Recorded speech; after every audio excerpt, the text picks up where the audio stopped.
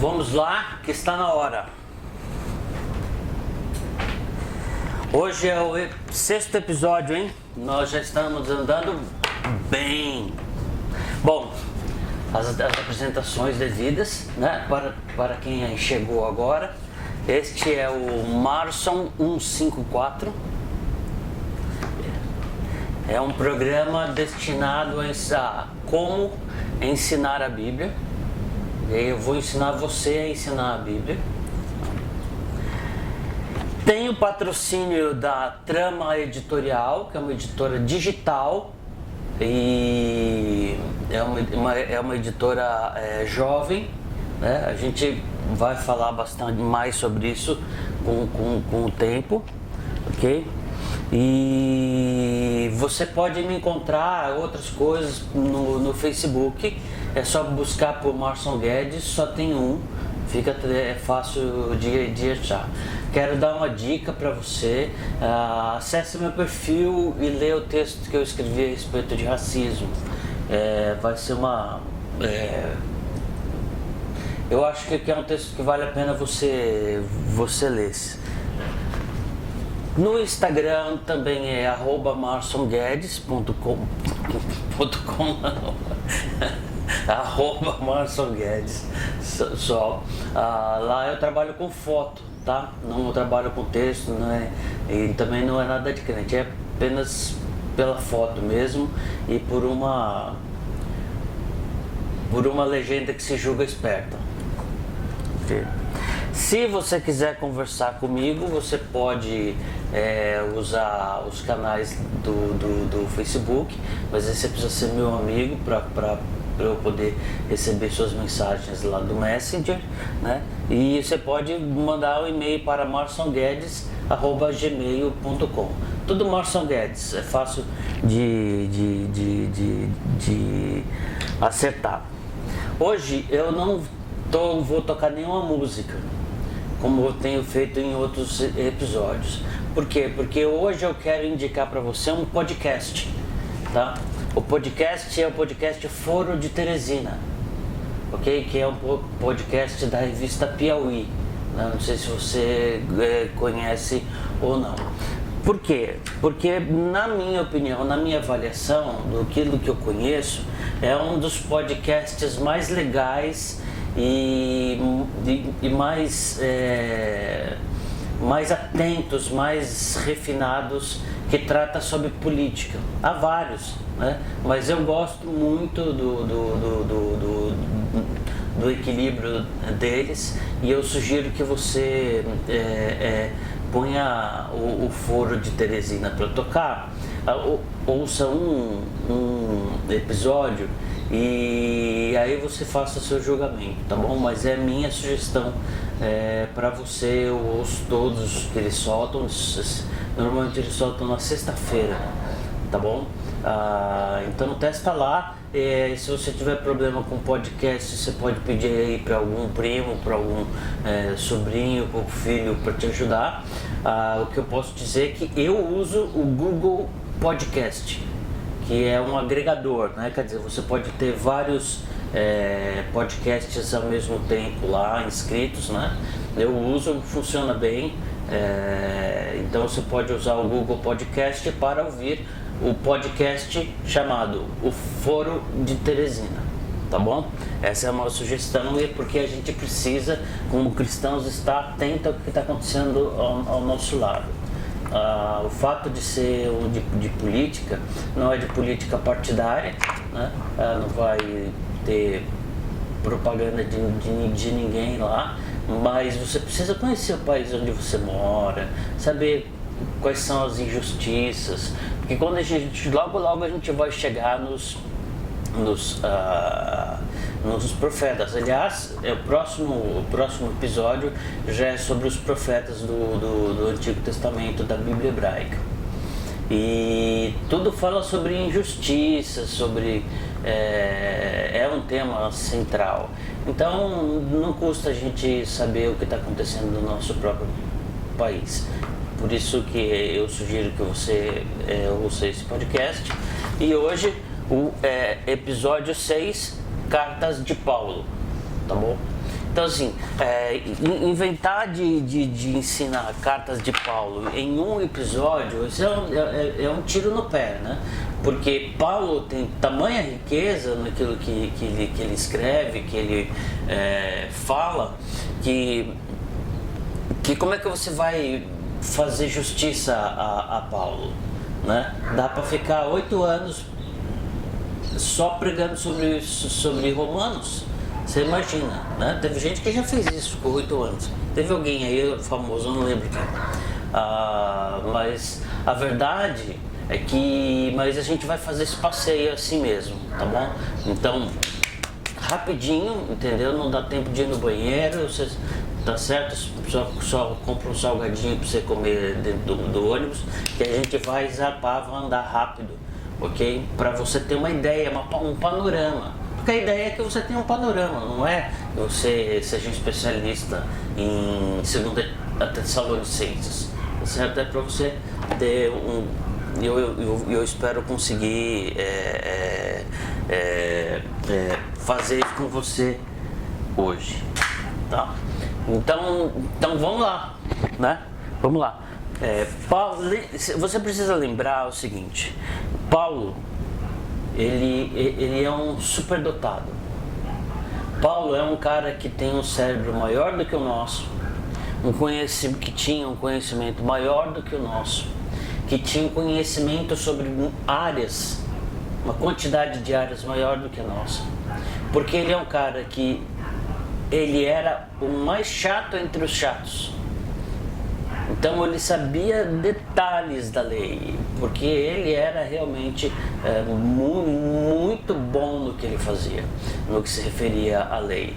Tanto que ele, quando apareceu uma seita, e o pessoal percebeu que tinha judeu, gente do judaísmo se convertendo para essa seita, que é a seita do caminho, né, chamada O Caminho, quando tiveram que falar assim, eu preciso caçar esses caras, Paulão veio na cabeça e eles foram fazer e Paulo foi atrás. Ele foi atrás mesmo para essas coisas, e como ele tinha ele vinha de uma família, ele vinha de uma descendência em que ele tinha a cidadania romana, ele podia fazer coisas que judeus, digamos assim, normais não podiam fazer.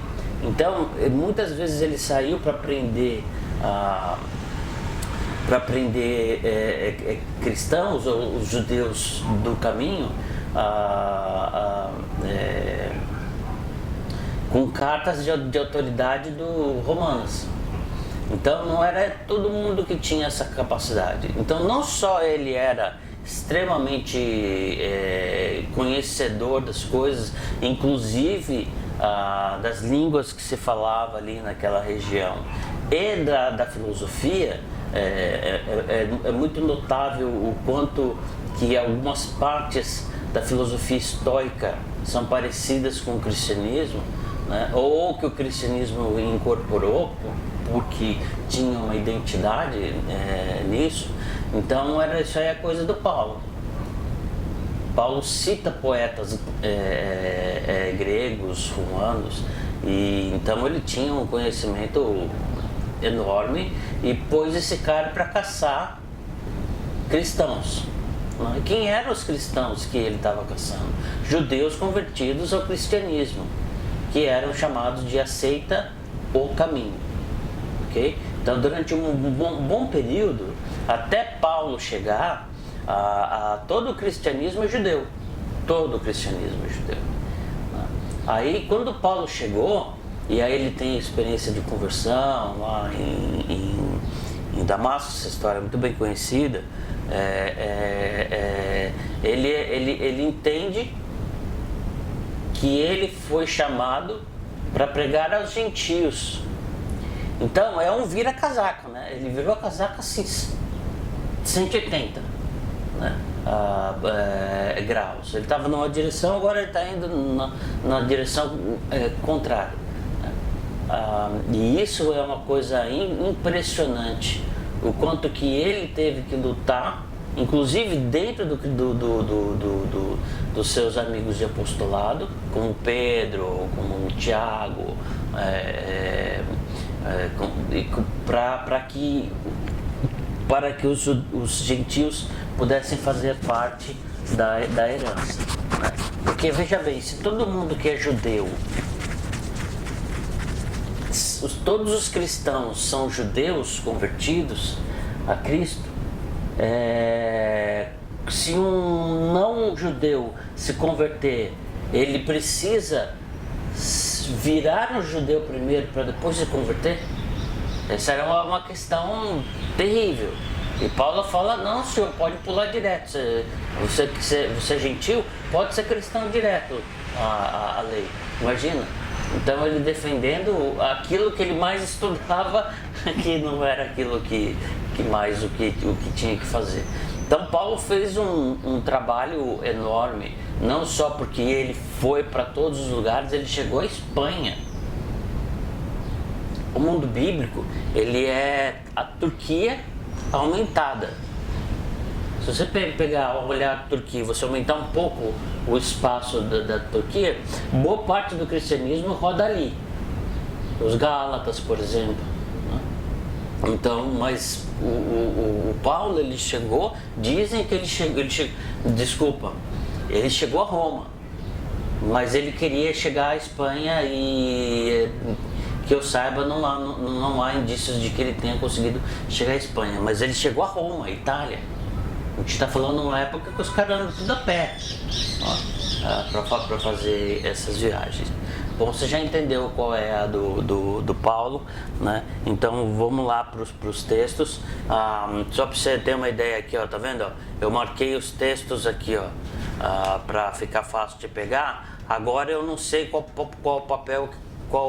papelzinho eu pego, cara, de tanta coisa que tem do Paulo. São 13 cartas, se não me engano. Mas vamos lá.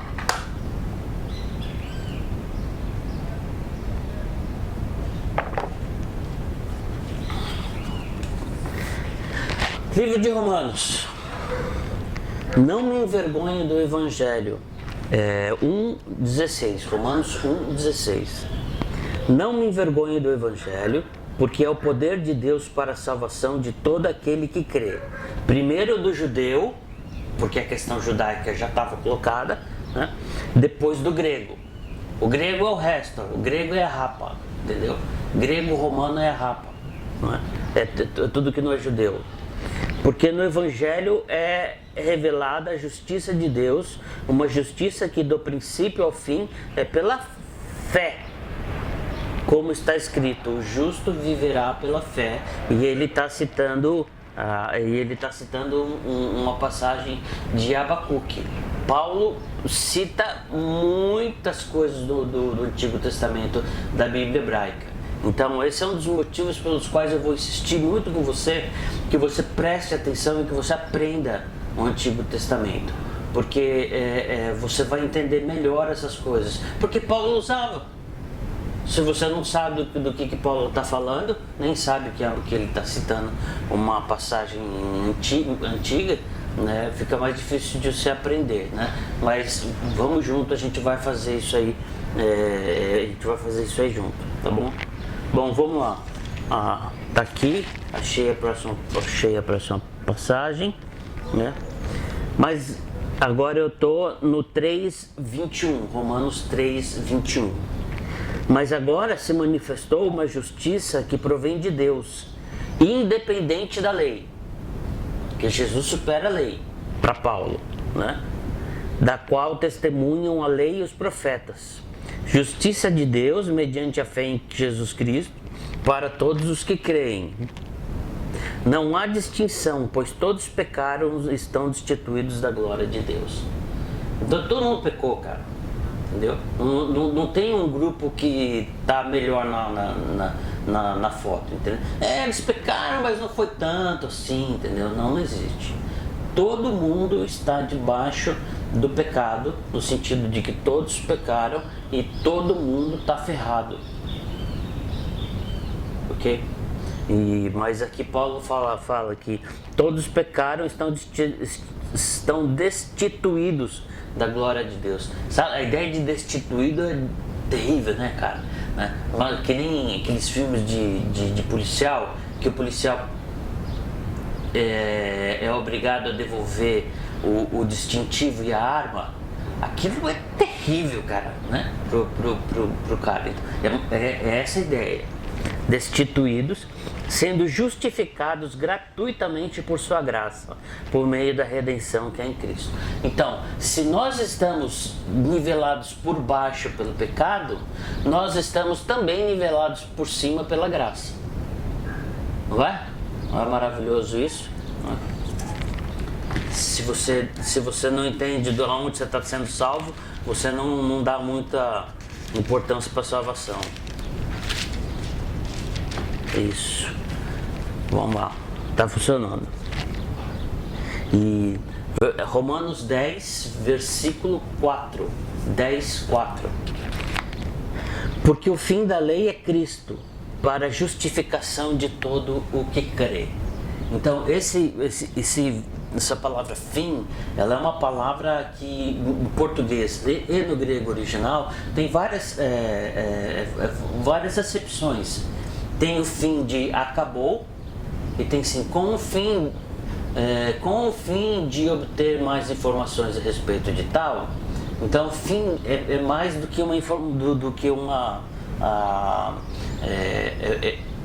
uma palavra que tem vários significados, né? Então, porque o fim da lei é Cristo. Então, está certo dizer que a lei acaba em Cristo? Está certo. A coisa que a gente deveria conversar com mais tempo vai ser outro dia. Mas está certo. Porque se antes a lei era o instrumento de salvação, agora não é mais. Agora é o Cristo. Está certo?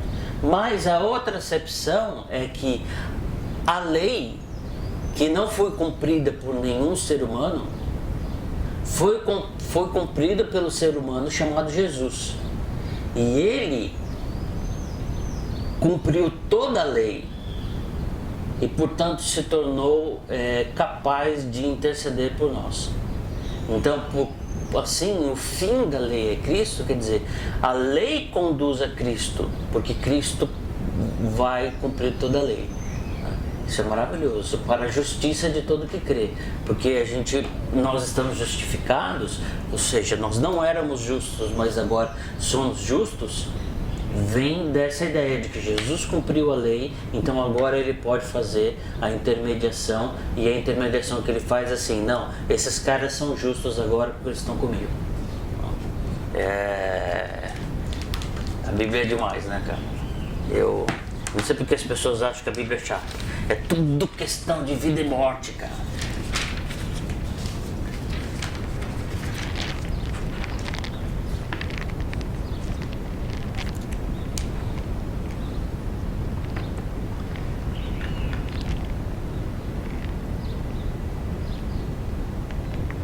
Eu estou tentando entender o que foi aqui que eu marquei. Não é essa passagem. Desculpa aí, hein? Acho que eu marquei errado a passagem.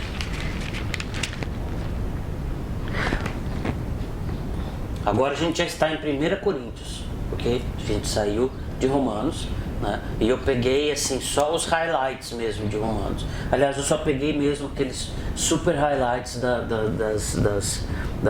dos livros, né? Todo livro de Paulo, né? Cartas de Paulo. Passo agora a mostrar-lhes um caminho ainda mais excelente. Ainda que eu fale as línguas dos homens e dos anjos, se não tiver amor, serei como o sino que ressoa. Porque eu demorei para entender esse sino que ressoa. É só porque com aquele som você não consegue fazer nada. É só um barulho.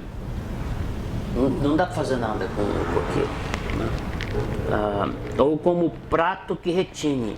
Ainda que eu tenha o dom de profecia e saiba todos os mistérios e todo o conhecimento e tenha uma fé capaz de mover montanhas, se não tiver amor, nada serei. E aí ele segue no sua argumentação, 1 Coríntios 13, passagem super conhecida, né? O que eu queria chamar a sua atenção é que a ideia de o amor, ele tem uma força muito grande nos escritos de Paulo, né? E amor normalmente, comumente está associado às palavras esperança e fé. Fé, esperança e amor. É um triângulo que acontece bastante nos escritos de Paulo, né? Então, e uma coisa interessante que eu acho aqui nessa passagem do amor é que Paulo fala muito sobre o que o amor não é. E ele não fala muito sobre o que o amor é. O que na minha interpretação, naquilo que eu consigo entender dessa passagem, é que o amor, ele é criativo. O amor, ele tem discernimento, ele saca.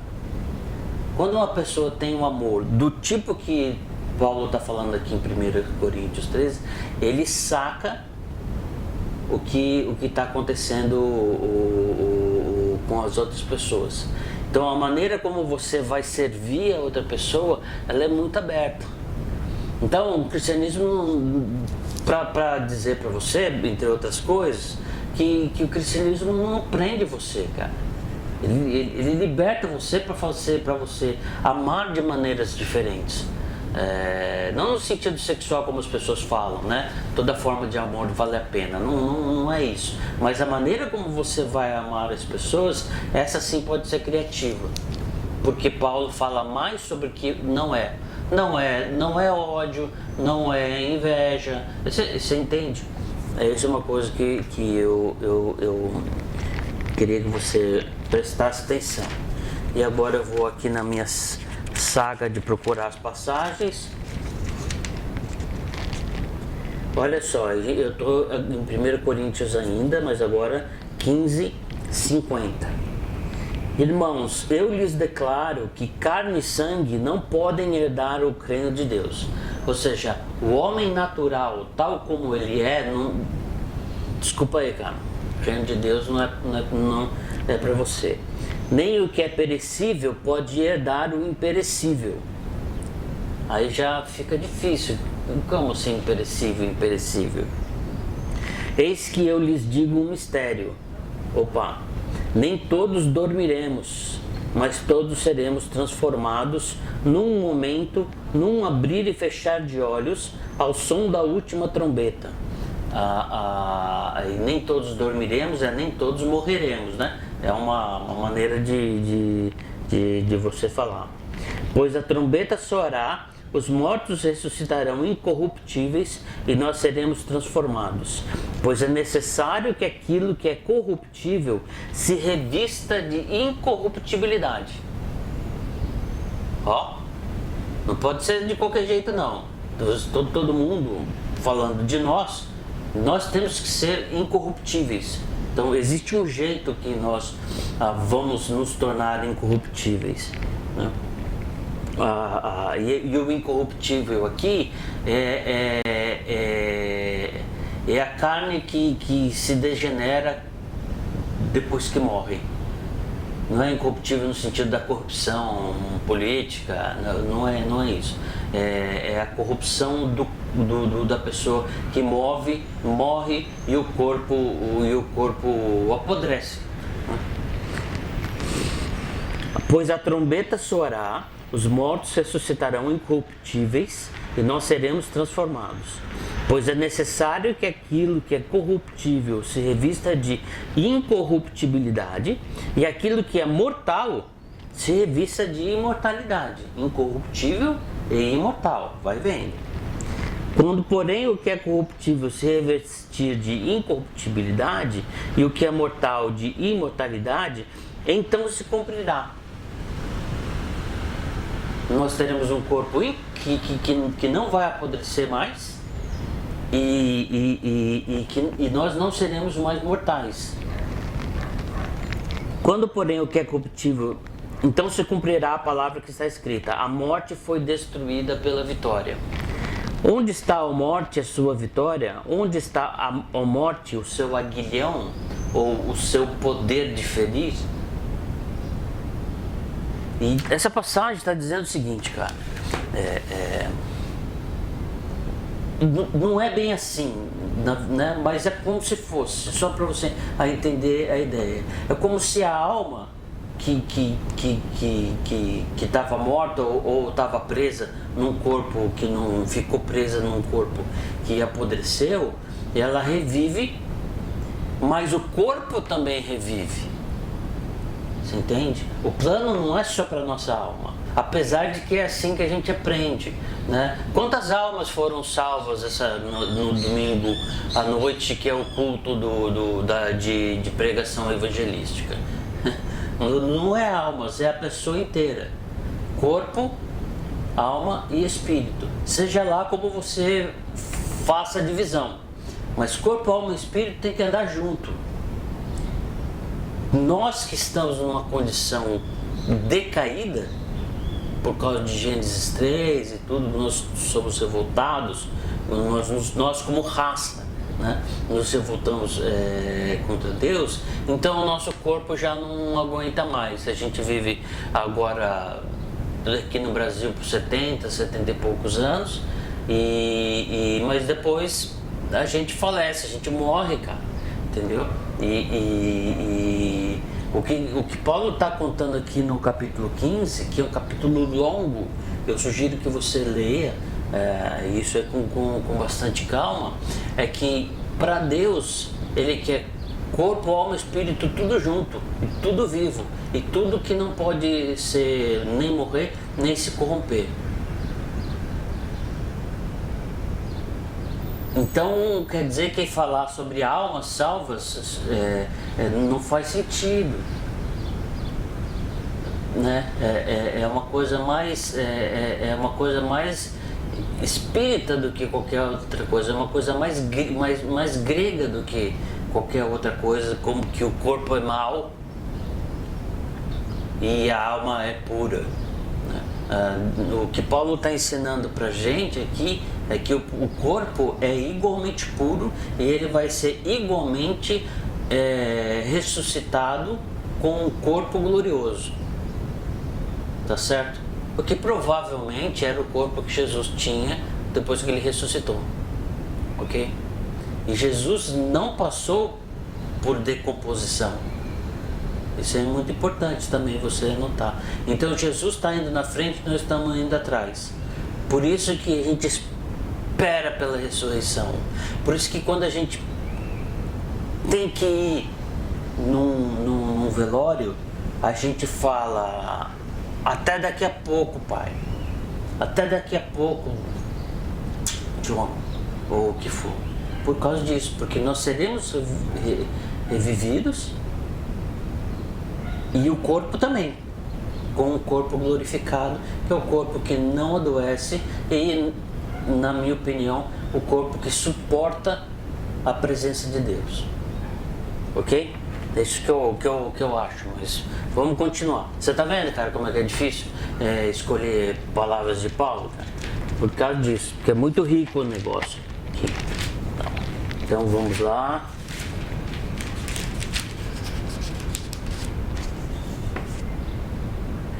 Portanto, agora eu já estou em 2 Coríntios 5,17.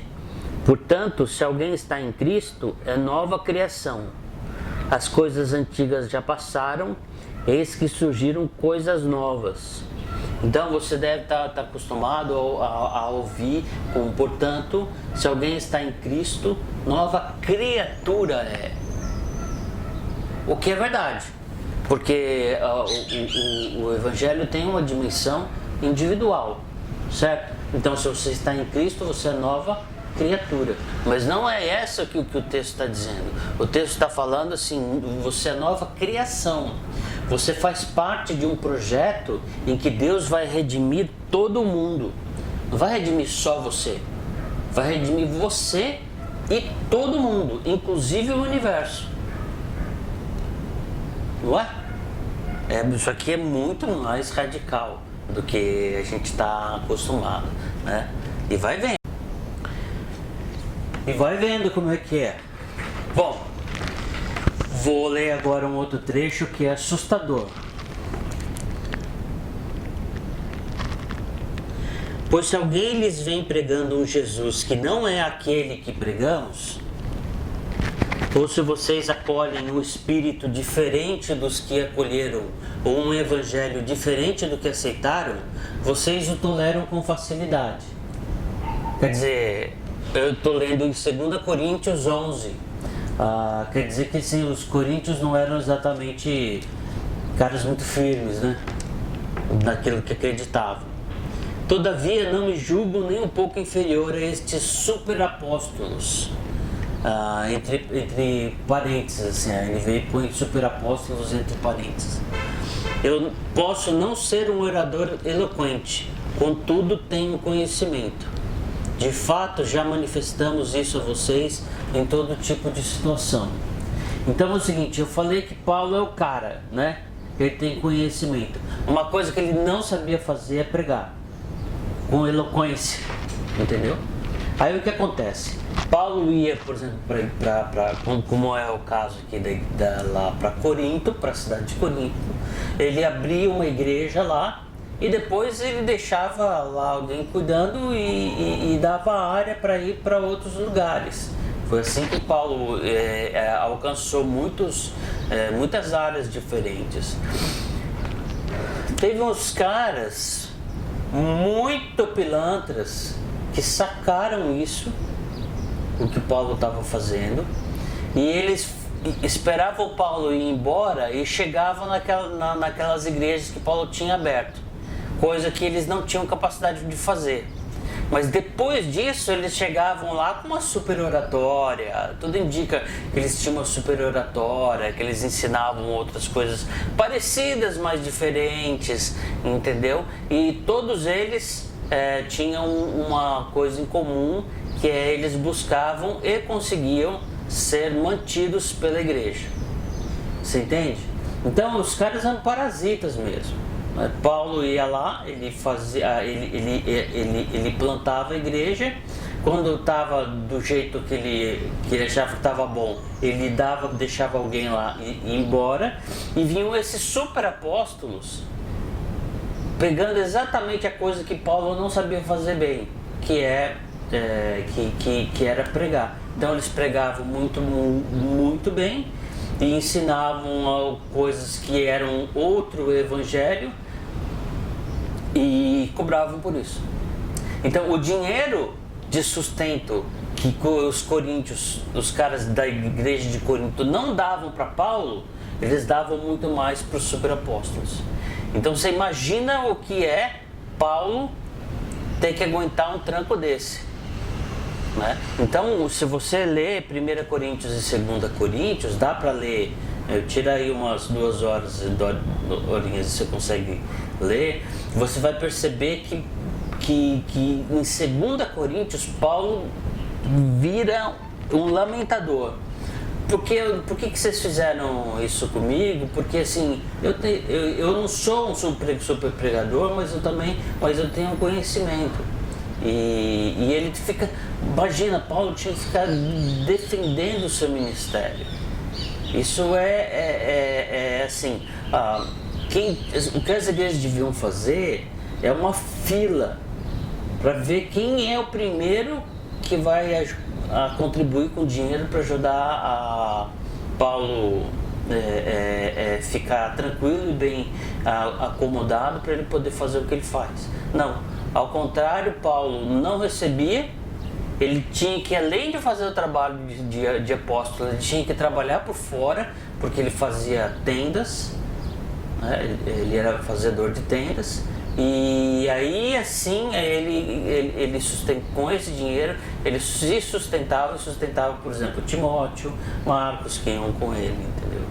Né? Então é um absurdo que isso tenha acontecido, mas não é tão distante da nossa realidade, né? Os caras bons, honestos, com conhecimento são deixados de lado, né? E a gente acaba dando dinheiro para os caras que fazem um show bem feito.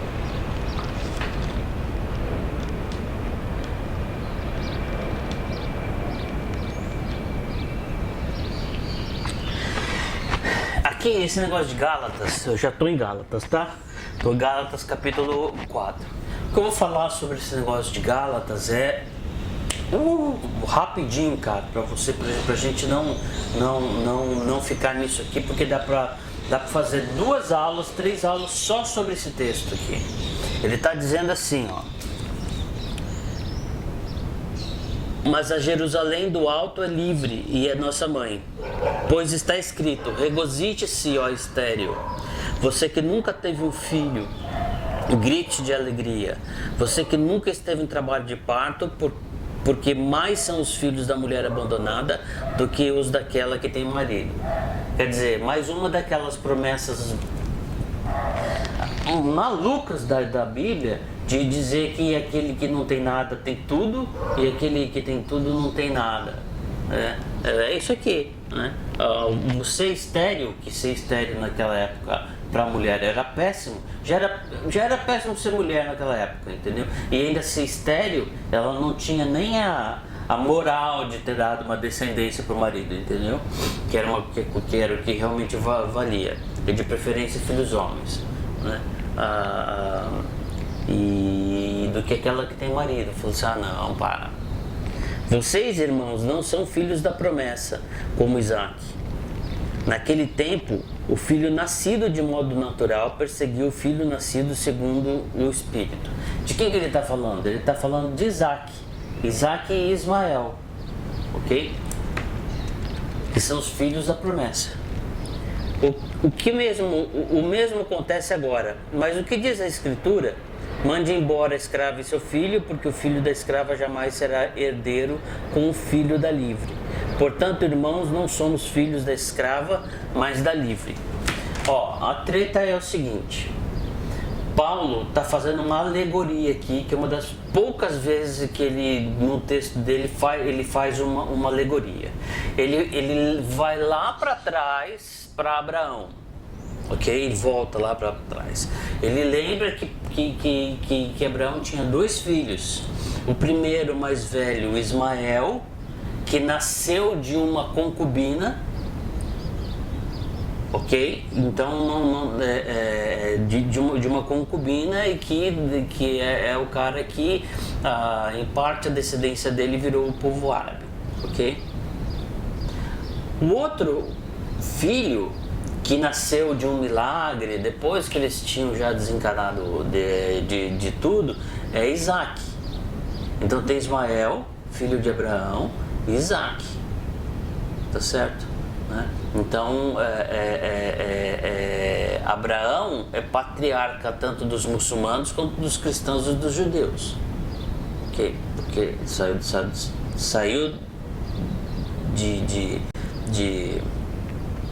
de Abraão, ok? Então ele está dizendo o seguinte, que o filho da escrava, que é Agar, que é a concubina, é Ismael. O filho de Sara, que é a mulher de verdade de Abraão, é Isaac.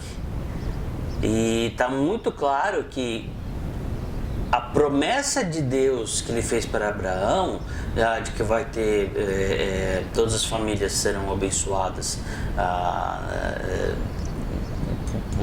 por ele, por meio dele todas as famílias serão abençoadas e tal, vai vir por meio de Isaac e não por meio de Ismael. Ismael recebe promessas, mas não essa. Essa veio por Sara. Sara é a mulher livre.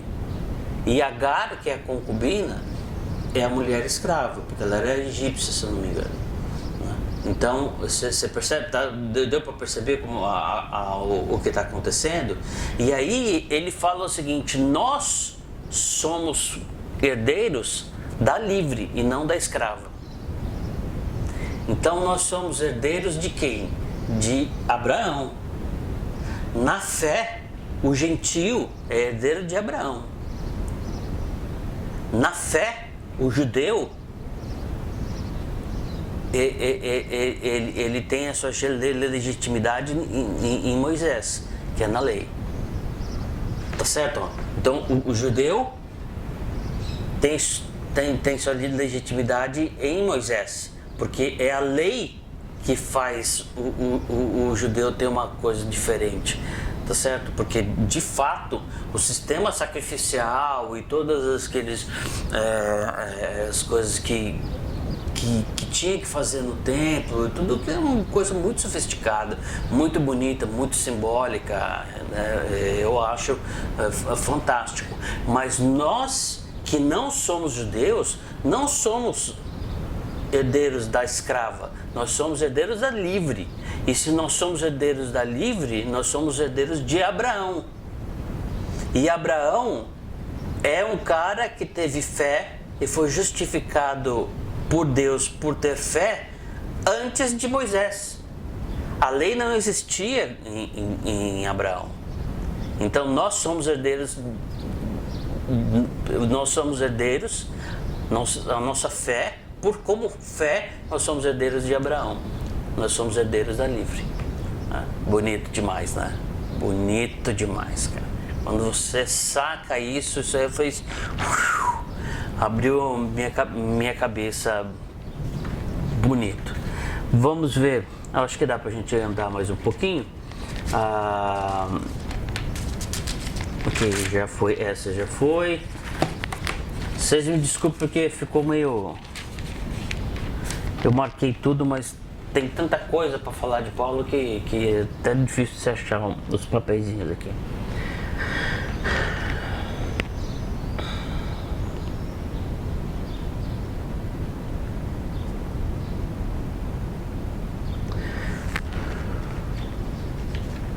Então, não era isso que eu queria.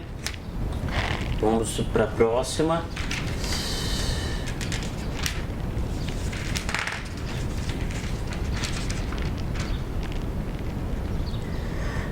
Agora a gente já está em Filipenses, certo? Qual que foi a anterior? A anterior é de Efésios. Não, vamos voltar aqui, agora eu entendi o que foi que eu marquei. Perdão. Portanto, lembre-se que anteriormente vocês eram gentios por nascimento e chamados incircuncisão pelo que se chamam circuncisão, feita no corpo por mãos humanas, e que naquela época vocês estavam sem Cristo, separados da comunidade de Israel, sendo estrangeiro quanto às alianças da promessa, sem esperança, sem Deus no mundo. Para quem que Paulo está falando? Para os gentios. Meu, vocês não têm nada, cara. Vocês não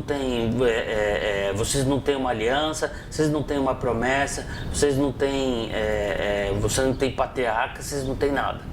Seria o que um gentio grosseiro falaria para um judeu grosseiro falaria para um gentio interessado. E não tinha mesmo. Porque esta glória da mensagem veio por Israel mesmo, não veio pelos gentios, ela veio por Israel mesmo, né? Mas você está vendo? Então, peraí, vamos ver para onde que Paulo está querendo ir com esse negócio. Mas agora, em Cristo Jesus, vocês que antes estavam longe foram aproximados mediante o sangue de Cristo. Porque no sangue de Cristo todo mundo é igual. Anota isso aí. Pois ele é a nossa paz, a qual de ambos fez um e destruiu a barreira, muro de inimizade, anulando em seu corpo a lei dos mandamentos expressa em ordenanças. O objetivo dele era criar em si mesmo dos dois um novo homem, fazendo a paz e reconciliar com Deus os dois em um corpo, por meio da cruz pela qual ele destruiu a inimizade. Ele veio e anunciou a paz a vocês que estavam longe e paz aos que estavam perto, pois por meio dele, tanto nós como vocês temos acesso ao Pai por um só Espírito. Deixa eu falar uma coisa para você. Em Jerusalém tinha o templo, tá certo? O templo tinha um monte de subdivisões, lugares e regras sobre quem pode entrar onde, em que hora, né? Tá certo? Por exemplo, o sumo sacerdote, ele só entrava no Santo dos Santos, que é onde estava a Arca da Aliança e que simbolizava a presença do próprio Deus, uma vez por ano, tendo ele feito sacrifícios por si antes de entrar lá, tá certo? Né? E mais de um morreu por entrar na hora errada lá. E no templo existia um muro pelo qual nenhum gentil podia passar. Então existia o pátio dos gentios. Por exemplo, o gentil interessado naquela época de Jesus, na época de Paulo, o gentil interessado nas coisas do judaísmo, ele podia se aproximar, mas ele podia se aproximar num lugar que era muito periférico, que era chamado do pátio dos gentios. E para separar o pátio dos gentios dos lugares que começam a ficar cada vez mais sagrados, até chegar ao Santo dos Santos, existia um muro mesmo. Quem entrasse, passasse por um gentil que pulasse aquele muro, seria morto na hora, né? Como na época de Jesus, Israel estava debaixo do domínio de Roma, né? Toda vez que ele precisasse executar alguém, precisava ter permissão de Roma. Menos nisso. Se alguns podiam matar e estavam com todo o direito. Então este muro da inimizade, ele é um muro da inimizade que é aquilo que caracteriza o grande problema um dos grandes problemas da humanidade, que é gentio separado de judeu. Ele está falando o seguinte, que Jesus quebrou o muro da inimizade, desfez o muro da inimizade e juntou dois povos num só, fazendo de nós, em Cristo, uma nova humanidade. Então, olha, a Bíblia fala sobre você ser legal, a Bíblia fala sobre ser, digamos assim, educado, a Bíblia fala sobre você ser sábio, você não falar demais e tal. Mas tem coisa que você não pode tratar como se fosse uma coisa simples. Aqui, no Efésios capítulo 2, ele está falando de uma nova humanidade. Percebe? E assim, eu falo essas coisas desse jeito porque foram essas coisas que me fizeram reacreditar na grandeza do Evangelho. Então, se eu um dia sentar com um cara interessado e ele me fizer perguntas, eu posso, por exemplo, mostrar isso aqui. Falar assim, olha, você pode não acreditar no que está escrito, mas o que está escrito é lindo. E o que está escrito é o anseio da alma do ser humano. Percebe? Então, é isso. Vamos para a próxima passagem. Então, isso foi Efésios. Agora, em Filipenses, olha só, eu já fiz essa jogada. Filipenses vai fazendo esse movimento. Ó. Esse pedaço de Filipenses 2 faz esse movimento aqui. Ó. Seja a atitude de vocês a mesma de Cristo Jesus, que, embora sendo Deus, não considerou que o ser igual a Deus era algo a que deveria apegar-se, mas esvaziou-se a si mesmo, vindo a ser servo, tornando-se semelhante aos homens. E sendo encontrado em forma humana, humilhou-se a si mesmo e foi obediente até morte e morte de cruz.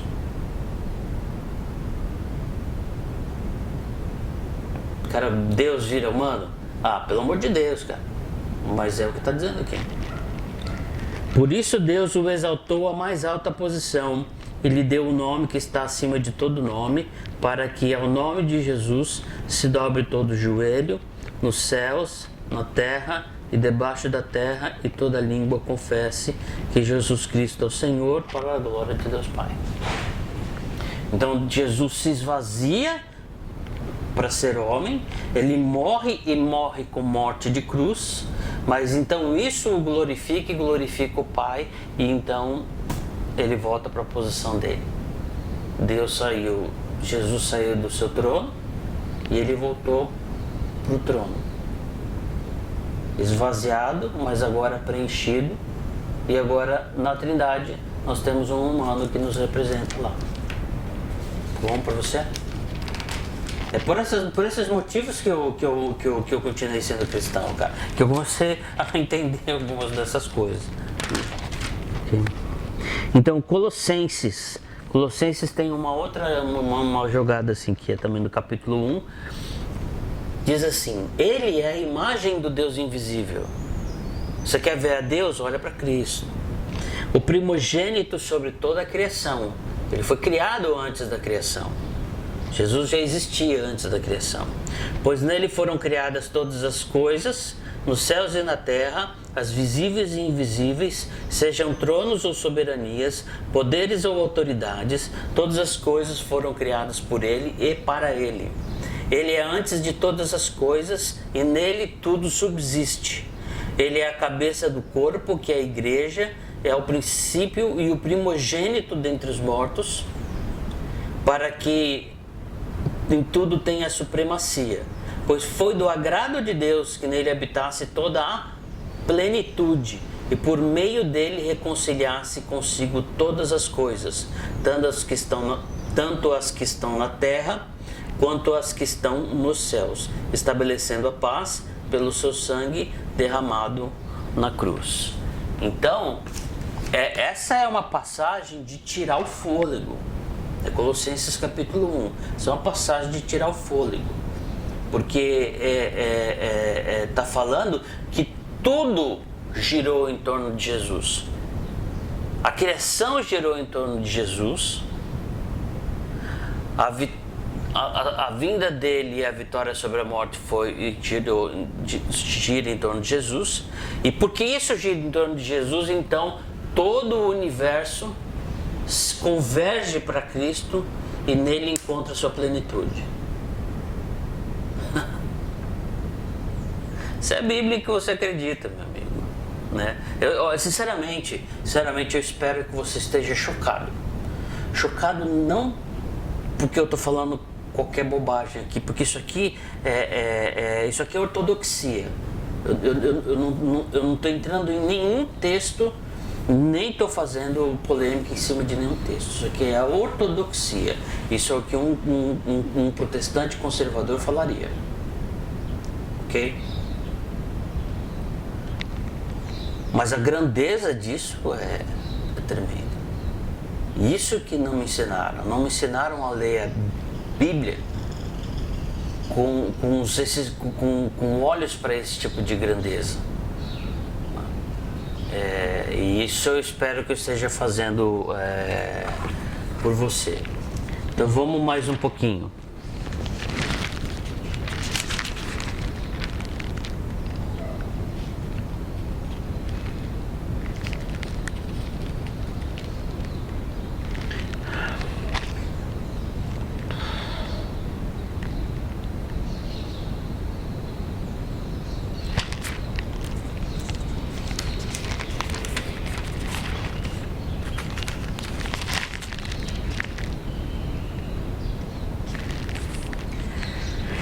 Segunda Timóteo, que serve para 1ª e 2ª Timóteo. Esta palavra é digna de confiança.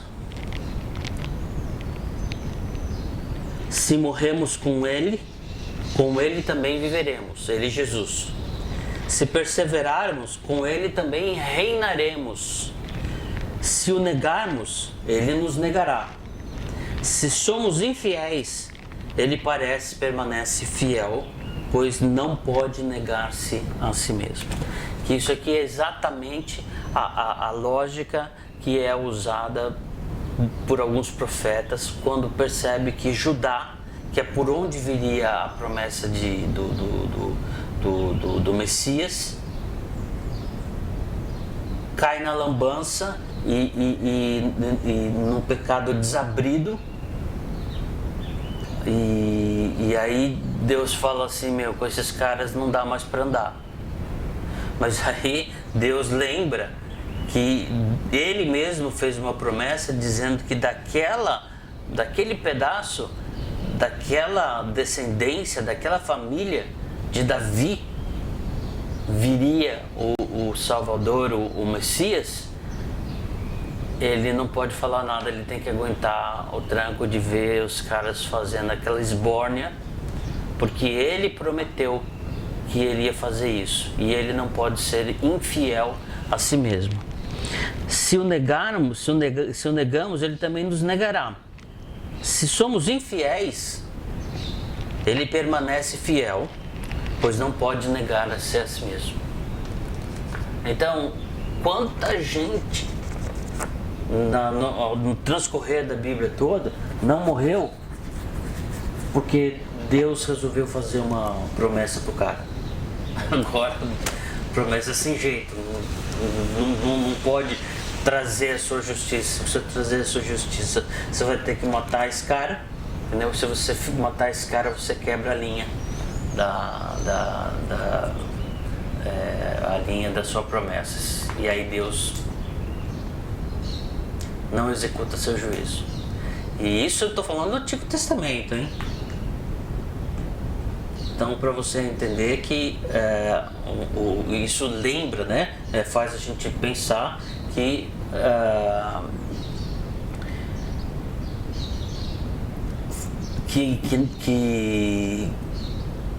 Deus no Antigo Testamento não é aquele que manda matar.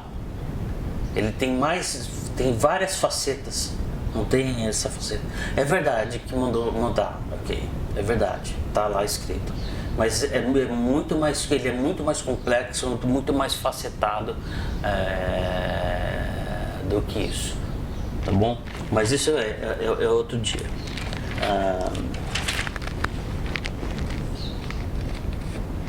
Só um instantinho.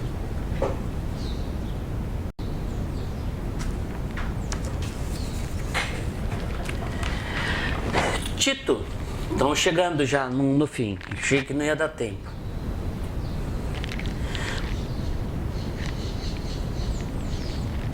Ensine as mulheres mais velhas a serem reverentes na sua maneira de viver.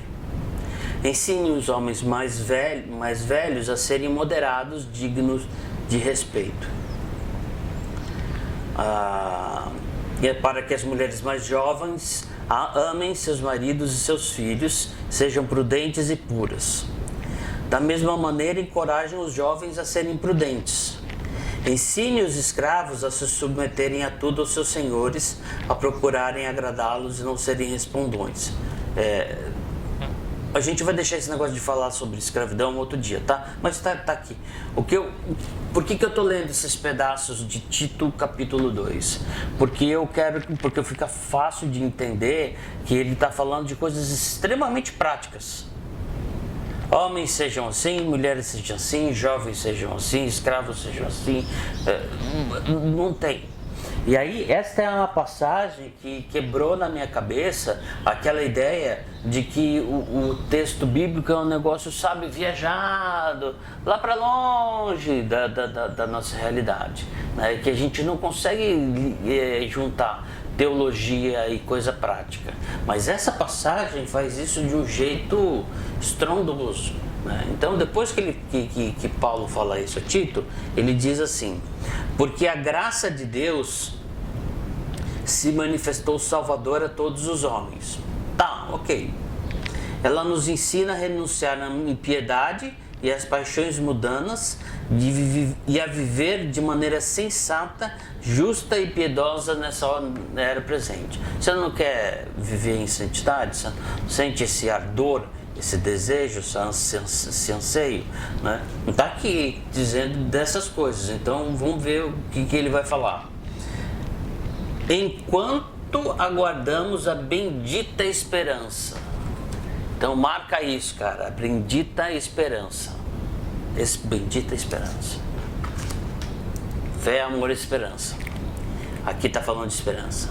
A gloriosa manifestação de nosso grande Deus e Salvador, Jesus Cristo. Ele se entregou por nós a fim de nos remir de toda maldade e purificar para si mesmo um povo particularmente seu, dedicado à prática de boas obras. É isso que você deve ensinar, exortando e repreendendo com toda autoridade, que ninguém o despreze. Mas você entende que quando o jovem é chamado a fazer tal coisa, os homens tal coisa, os homens mais velhos assim, as mulheres assim, tal, que cada um vai falar de uma coisa muito prática. Ele amarra tudo isso dizendo que existe uma esperança. Qual? Da manifestação de Cristo. Quando Cristo vier em glória. Quando Cristo vier para resolver. E para fazer deste mundo o lugar em que a gente sempre quis. A gente sofre, eu chamo assim, algumas pessoas chamam diferente, mas a gente sofre de uma saudade surreal. O que é essa saudade surreal que eu chamo? É que a gente nunca conheceu o mundo perfeito.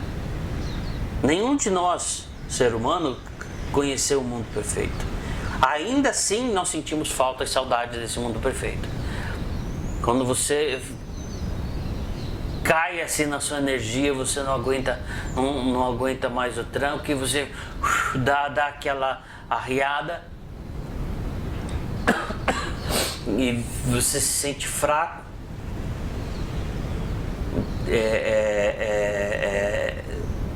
A maneira como o que você sente, desculpa, é isso que eu quero dizer. O que você sente é que o mundo é injusto.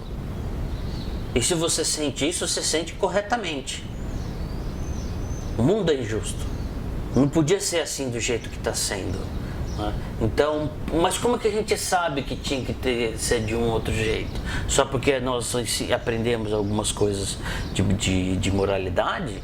Não, é porque nós temos uma ansiedade dentro de nós por um mundo perfeito. Porque nós fomos criados para um mundo perfeito. Então, quando a gente sente que o negócio saiu do eixo, é porque saiu do eixo mesmo. E um dia esse negócio tem que ser colocado no lugar. Então, como que você faz para manter a sua retidão e a sua santidade de uma maneira alegre e despojada, mas profundamente séria, de seguir a Jesus nesse mundo? Segundo Paulo, escrevendo a Tito, é lembrando da bendita esperança, a saber, a manifestação de Cristo, quando Ele vier em glória e Ele resolver todas essas questões para nós. Essa para mim é a verdadeira... essa para mim é a verdadeira...